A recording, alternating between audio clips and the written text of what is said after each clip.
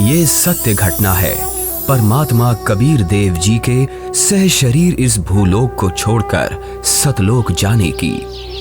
इस लीला को करके उन्होंने सिद्ध कर दिया कि वे ही सच्चे और पूर्ण परमात्मा हैं।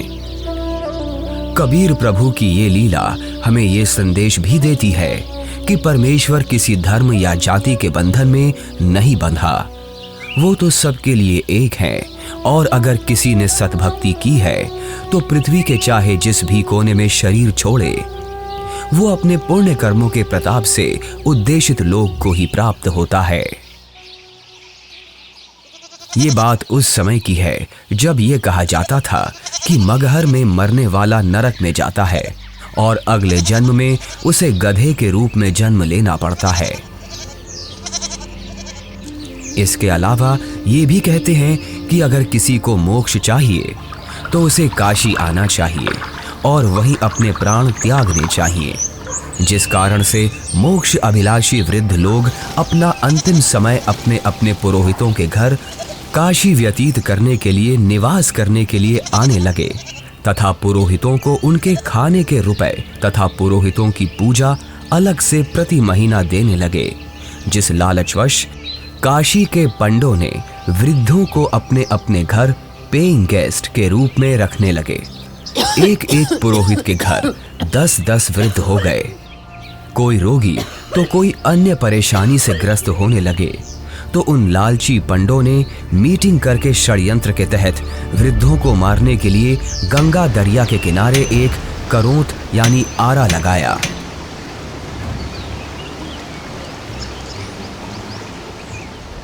भ्रम फैलाया गया कि जो शीघ्र स्वर्ग जाना चाहता है तो इतने रुपए पूजा, जो उस समय की अधिकतम राशि थी, जमा कराओ। श्रद्धालुओं ने वृद्धावस्था के दुख से छुटकारा पाने के लिए तथा स्वर्ग जाने की भावना से वह महंगी फीस भी देने लगे। उन पंडों ने आदमियों का आरे से गर्दन काटने का पाप सिर पर ले लिया। पंडों के षड्यंत्र पर विश्वास करके वृद्ध अपने बेटों से काशी में प्राण त्यागने के लिए आग्रह करने लगे। लेकिन पिताजी, अभी आपकी और माँ की आयु ही क्या है? अभी तो आपको अपने पोतों का ब्याह देखना है, उनकी संतानों को अपनी गोद में खिलाना है। देख बेटा, जिंदगी जीने का लालच तो कभी खत्म नहीं होता, और वैसे भी अपने जीवन में हमने अपनी सारी जिम्मेदारियों को पूरा कर लिया।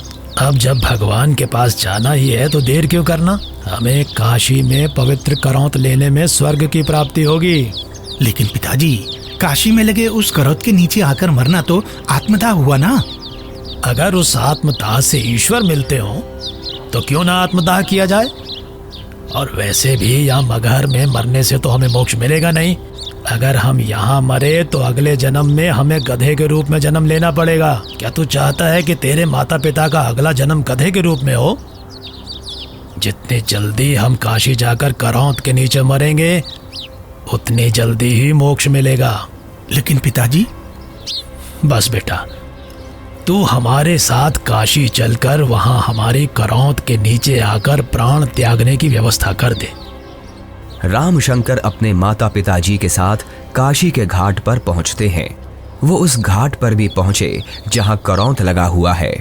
करौंत से थोड़ी दूर पर ही खड़े होकर वो सभी देखते हैं कि गंगा नदी के किनारे करौंत वाली जगह है। उसका हैंडल करौंत से थोड़ी दूर पर एक मंदिर के पास है जो गुप्त है। हे ब्राह्मण, मुझे भी मोक्ष को प्राप्त करना है। ये काशी है और यहाँ मरने वाला हर व्यक्ति मोक्ष के लिए ही आता है। लेकिन मैंने अपने जीवन में बहुत सारे पाप कर्म किए हैं। इससे कोई फर्क नहीं पड़ता है कि मरने वाला व्यक्ति पापात्मा है या पुण्यात्मा। काशी में मरने वाला हर व्यक्ति स्वर्ग को जाता है और मगहर में मरने वाला हर व्यक्ति नरक को प्राप्त करता है। ठीक है, मुझे भी इस आरे के नीचे आकर स्वर्ग जाना है। 50 मोहरें लगेंगी। ये लो। ठीक है, तुम तख्त पर लेट जाओ। मैं भगवान से प्रार्थना करता हूँ कि वो आपको स्वर्ग में जगह दे। हे परमात्मा, इस आत्मा को अपने चरणों में स्वर्ग में स्थान देना। बहुत सारे लोग मोक्ष के लालच में पैसे देकर आरे से कट रहे थे। कुछ माता पिता अपने पुत्रों से अनुरोध कर रहे थे कि हमें भी आरे से कटवा दो ताकि हम जल्दी स्वर्ग चले जाएं। इस प्रकार रामशंकर भी लाइन में लगकर करौंद के पास आता है और अपने पिताजी को करौंद पर गर्दन रखते हुए देखता है। तभी पंडा इशारा करता है। दूसरा पंडा हैंडल घुमाता है, लेकिन हैंडल उलझ जाता है। थोड़ी देर बाद पंडा कहता है कि अभी भगवान ने आपकी कुर्बानी स्वीकार नहीं की है, कुछ दिन बाद फिर से आना। तभी हैंडल घुमाने वाला पंडा करौंद को ठीक करके इशारा करता है कि अब करौंद ठीक है, अगले का नंबर लगाओ। इस तरह फिर उनकी माता का नंबर आता है। उनकी गर्दन कट जाती है।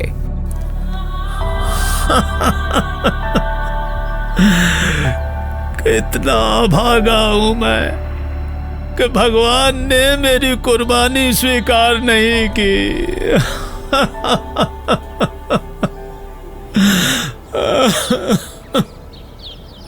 कबीर परमेश्वर जी इस भ्रम को दूर करना चाहते थे कि सच्चा भक्त किसी भी स्थान पर प्राण त्यागे वह उद्देशित लोक को प्राप्त होता है।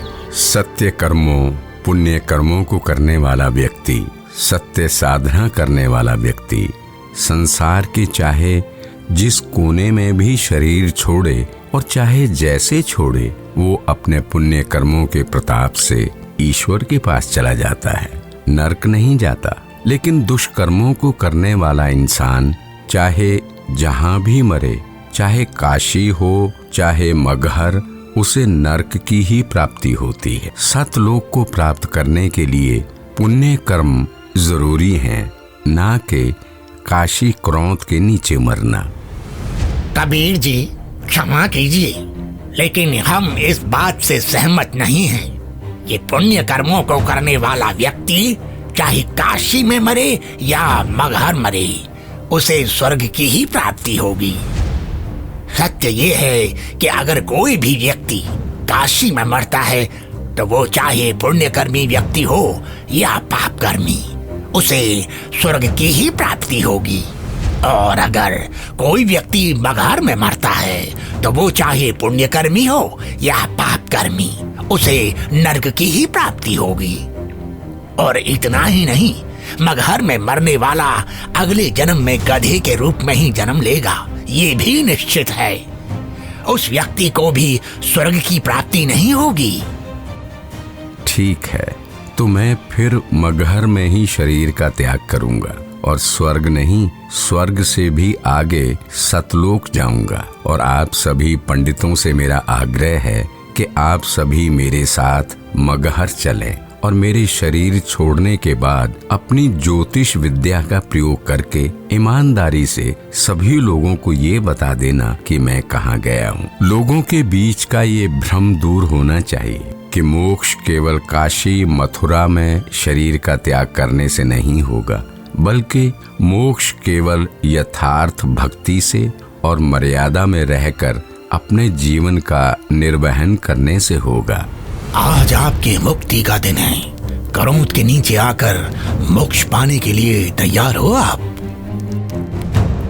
इस आरे अर्थात करौंद से मुक्ति प्राप्त करने के लिए कितनी मोहरें लगेंगी?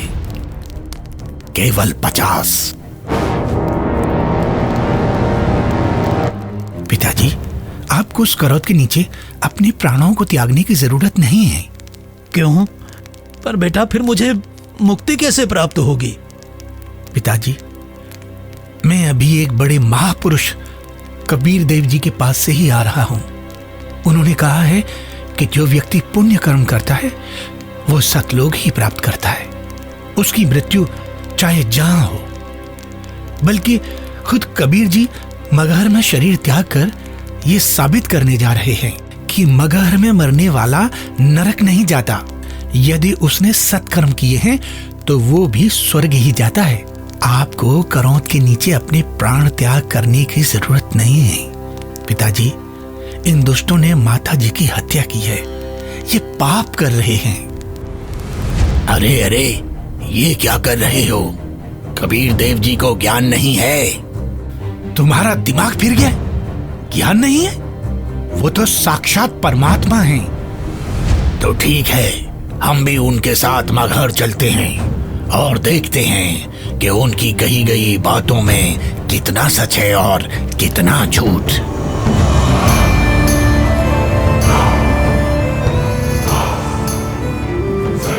वीर देव सिंह बघेल जी की जय। महाराज, हमें ज्ञात हुआ है कि कबीर देव जी अपने शरीर का त्याग करने के लिए मगहर जा रहे हैं, लेकिन हमने सुना है कि मगहर में जो भी अपने शरीर का त्याग करता है उसे कभी स्वर्ग की प्राप्ति नहीं होती है। कबीर देव जी तो साक्षात परमेश्वर हैं और वो शरीर का त्याग चाहे जहां करें। ये मगहर में प्राणों को त्यागने की लीला वो इसलिए कर रहे हैं जिससे जनमानस को ये संदेश दिया जा सके कि आपको स्वर्ग की प्राप्ति होगी या नहीं, ये आपके पुण्य कर्मों पर निर्भर करता है, न कि मरण के स्थान पर। हमें कबीर देव जी के साथ जाना चाहिए। हाँ, हमें सिर्फ जाना ही नहीं है, अपितु कबीर देव जी के शरीर त्याग देने के बाद हमें उनके शरीर की रक्षा भी करनी है, जिससे उनका हिंदू धर्म विधि से अंतिम संस्कार किया जा सके। क्योंकि अगर हमने उनके शरीर की रक्षा नहीं की तो वो मुस्लिम उनके पार्थिव शरीर पर कब्जा करके उन्हें दफना देंगे। परमात्मा कबीर देव जी केवल हम हिंदुओं के भगवान हैं, उन मलेच्छ मुस्लिमों के नहीं। इसलिए हम आपको आदेश देते हैं, तुरंत ही सेना को हमारे साथ चलने को तैयार किया जाए। कबीर देव जी मगहर के लिए प्रस्थान करते हैं। वो नदी के किनारे से होकर गुजरते हैं, जंगल से गुजरते हैं। दिखता है कि उनके पीछे काफी सारे भक्त भी जा रहे हैं। कबीर प्रभु के साथ हिंदू और मुसलमान दोनों धर्मों को मानने वाले भक्त हैं। काशी के करौंत का समर्थन करने वाले पंडे हैं, विद्वान पंडित जिनके साथ सालिक राम भगवान की मूर्ति है, और बड़े बड़े टीका चंदन लगाने वाले पंडित जिनके साथ काफी सारी पुस्तकें हैं, वो भी कबीर प्रभु के साथ हैं। रामशंकर और उसके पिता भी कबीर प्रभु के साथ हैं। तभी उनके पीछे वीर देव सिंह की सेना भी आ जाती है। वीर देव सिंह कबीर देव जी को प्रणाम करते हैं। कबीर प्रभु के पीछे काफी सारे भक्त और सेना भी चल रही है। कबीर प्रभु चलते रहते हैं और जो भी कबीर प्रभु को जाते हुए देखता है उनके पीछे चल देता है।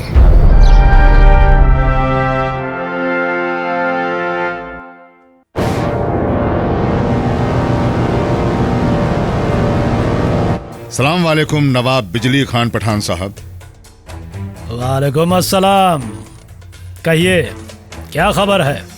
जी नवाब साहब, हमें पता चला है कि खुदा के रूप हमारे पीर कबीर जी महाराज मगहर आ रहे हैं, और सुना है कि वो यहाँ अपनी रूह को अपने जिस्म से आजाद करके सतलोक को रवाना हो जाएंगे। क्या?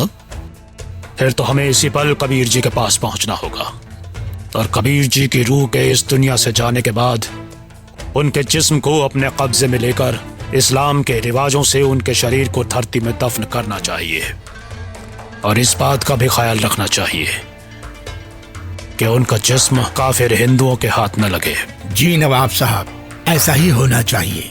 सेना को हमारे साथ कबीर जी के पास चलने के लिए फौरन तैयार किया जाए, लेकिन कबीर जी को इस बात की अभी भनक न लगे।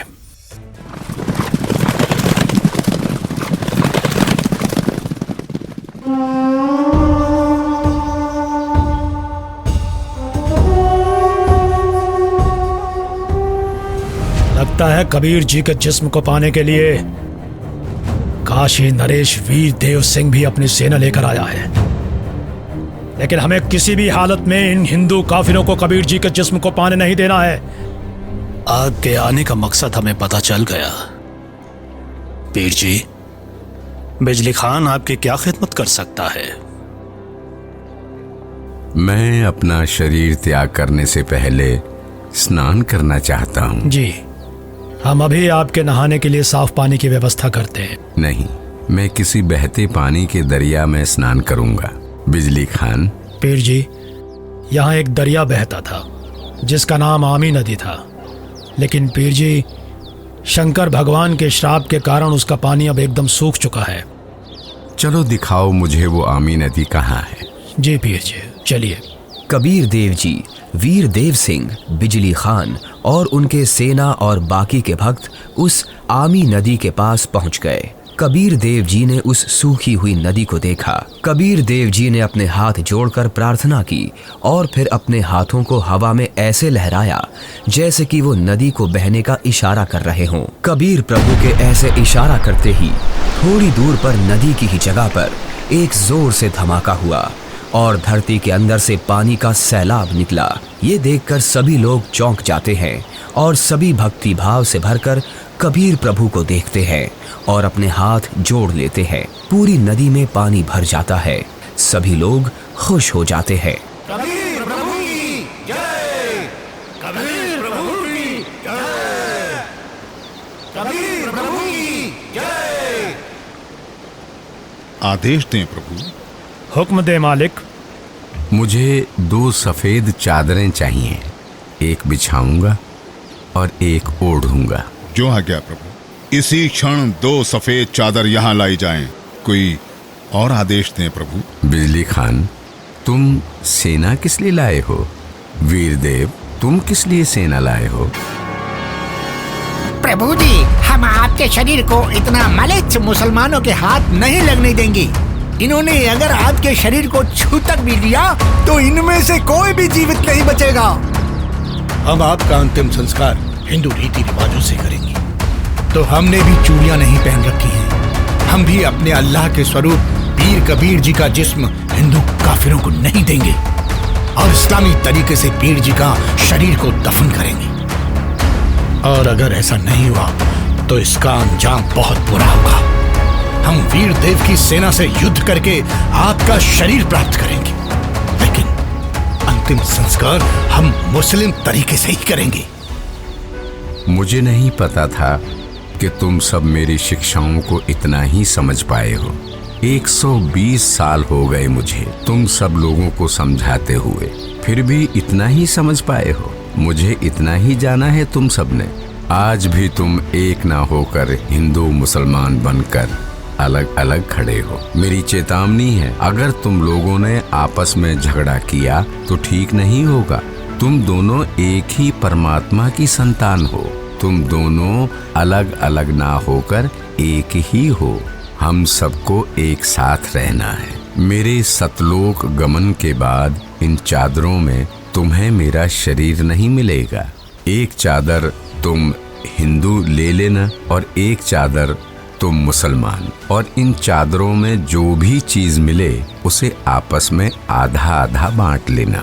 आपस में लड़ाई नहीं करना, नहीं तो गृह युद्ध छिड़ जाएगा। मेरे जाने के बाद आपस में झगड़ना मत, ये मेरा आदेश भी है और विनती भी।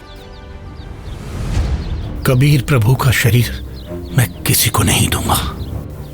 कबीर प्रभु के जिस्म को छोड़ने के बाद मैं इनके शरीर को अपने कब्जे में लेकर ही रहूंगा। अब मैं चलता हूं।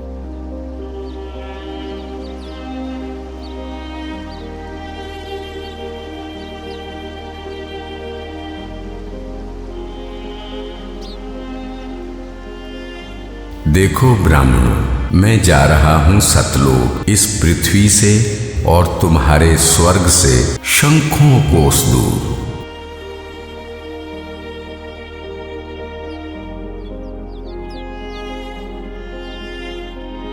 उठा लो पर्दा, इसमें नहीं है मुर्दा, इस चादर को उठाओ। जैसे ही वीर देव और बिजली खान दौड़कर वो चादर उठाते हैं तो कबीर देव जी की जगह उनके ही वजन के बराबर शरीर के आकार के सुगंधित फूल, गुलाब, गेंदा, गुड़हल आदि रखे हुए हैं।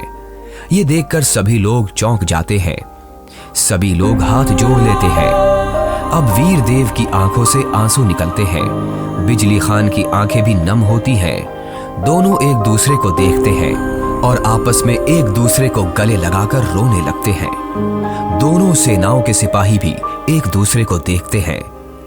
वहां खड़े ब्राह्मण लोगों की भी आंखों से आंसू गिरने लगते हैं। राम शंकर और उसके पिता के भी आंसू गिरते हैं। सभी लोग एक साथ कबीर देव जी के नाम का नारा लगाने लगते हैं। कबीर प्रभु की जय, कबीर प्रभु की जय।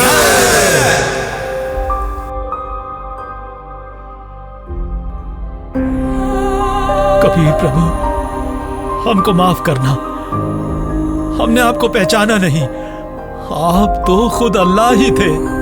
बहुत बड़ी गलती हो गई हमसे, हमने भगवान को नहीं पहचाना। कबीर प्रभु की बात हमने नहीं मानी।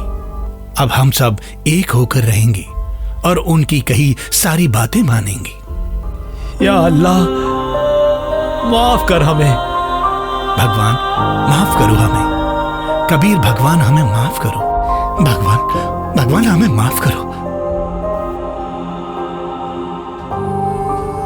फिर हिंदू और मुसलमानों ने आपस में वो फूल बांट लिए और मगहर में ही कबीर प्रभु की याद में 2 अलग अलग स्थानों का निर्माण किया।